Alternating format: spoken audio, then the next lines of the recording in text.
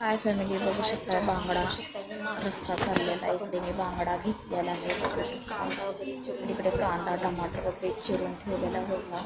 इकडे तेल गरम करण्यासाठी ठेवलं होतं. इकडे मसाला पण करून घेतलेला आहे. अद्रक कोथिंबीर जिरं वगैरे टाकून मसाला मस्तपैकी ताजा हिरवा रस्सा बनवलेला आहे. इथे कांदा चिरून टाकलेला आहे. बघू शकता कांदा भरपूर असा भाजून घ्यायचा. मस्त भाजून घ्यायचा म्हणजे छान आपला रस्सा बनतो. तर कांदा असा कच्चा वगैरे घातला तर बघू शकता कांदा वगैरे थोडा थोडा हलवायला घ्यायचा. कारण कांदा मग चांगला भाजून होतो. इकडे मी टमाटर पण टाकणार आहे. बघू शकता इकडे मी 10 मिनिट टाकत आहे तेलामध्ये भाजण्यासाठी. तर इथे रस्सा खरपूस असा झाला की लगेच टमाटर त्याच्यामध्ये टाकून द्यायचं.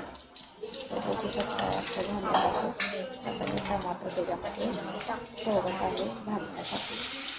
तर मी टाकलेलं आहे ते टमाटर तुम्ही एकदम छान असं भाजून शकता. जास्त टमाटर बारीक तळल्या पाहिजे. तर इकडे मी चटणी वगैरे पण टाकल्या बघू शकता आणि करत आहे.